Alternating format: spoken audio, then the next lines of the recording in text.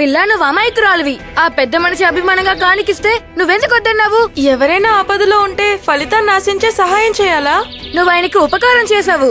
ఆయన కానికిస్తే తీసుకోవడంలో తప్పేముంది? చూడు, ఇప్పుడు నువ్వు నాకు సహాయం చేస్తే నా నుంచి కానుక ఆశిస్తావా? నేను వెళ్తాను. నువ్వు ఇకపై నాతో మాట్లాడకు. అరెరే ఆగు పాండు. ఆయన ఇచ్చిన బంగారు ఆభరణాలు తీసుకుంటే నా సమస్య తీరిపోయేది. నేను ఆ నగలు తీసుకుని మా అత్తయ్య గారికి ఇస్తే ఆవిడ నన్ను ఆనందంగా ఇంట్లోకి ఆహ్వానిస్తుంది. నేను ఆ ఆభరణాలు తీసుకుంటే నా సమస్య తీరిపోతుంది, కానీ నాన్న మీద పడిన కళంకం పోతుందా? పోదు కదా.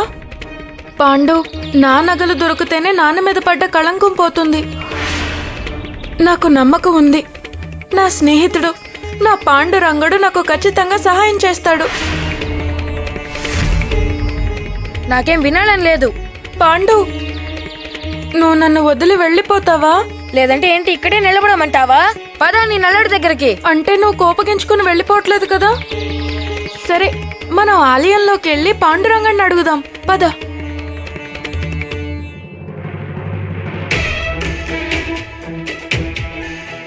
మాణిక్యం, ఏంటిది? ఏంటమ్మా ఈ అవతారం? నువ్వు నీ నగలన్నీ ఏం చేశావు? అరే, నువ్వు మామూలు వస్త్రాలు ధరించి బట్టల మూటతో ఎక్కడికి బయలుదేరావు మాణిక్యం? నేనిక మీదట ఇలాగే ఉండాలనుకుంటున్నాను. అలంకరించుకోవటం వల్ల ఏం ఉపయోగం? నేను దిగంబరరావుని మాత్రమే పెళ్లి చేసుకుంటాను. ఇందులో ఎటువంటి మార్పు లేదు.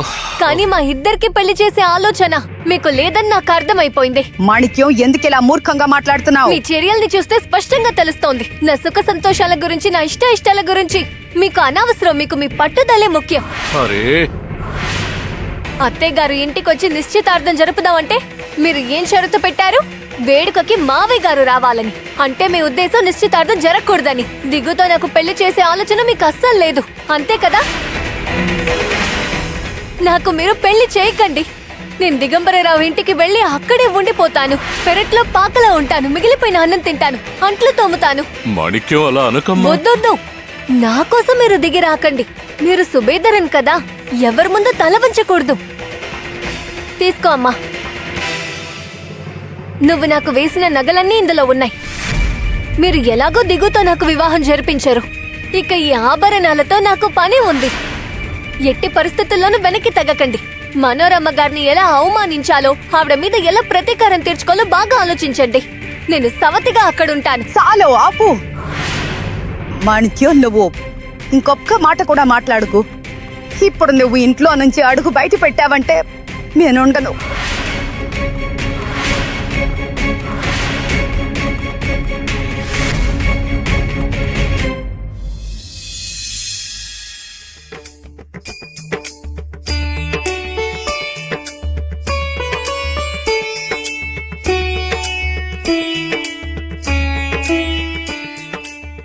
ఏంటిది? పాండు, వైద్యుడి తాతయ్య సూచించిన మార్గం నీకు గుర్తులేదా? నా దగ్గర మౌళి జ్ఞానేశ్వరి ఉంది. పవిత్ర పురాణ గాథలున్నాయి. మహాసాధువు చౌకబా నాకు దారి చూపిస్తాడు. గ్రంథాన్ని తెరుస్తాను. కళ్ళు మూసుకొని అందులోంచి ఓ పత్రాన్ని తెరుస్తాను. దానిమీద ఏం రాస్తుందో చదువుతాను. అంతే, నాకు సమాధానం దొరికినట్టే. ఇది నాకెలా తెలుస్తుంది పిల్ల? అప్పుడు నువ్వు నేల మీద ఒక వలయం గీసి కదలకుండా నిలబడమన్నావు కదా. సరే సరే, ఇప్పుడు అదంతా ఎందుకు? ఏం చేయాలో చెప్పు, చేస్తాను. పాండురంగా, ఆభరణాల్ని వెతకడానికి దారి చూపించు. నాన్నగారి మీద పడిన కళంకాన్ని తొలగించు.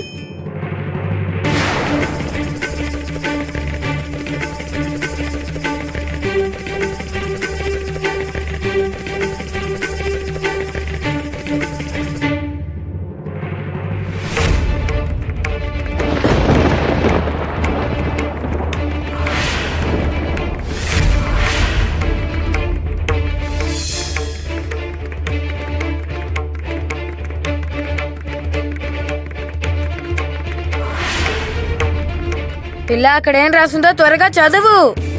భూగర్భంలో అద్భుతమైన సృష్టి. దీనిని చదివి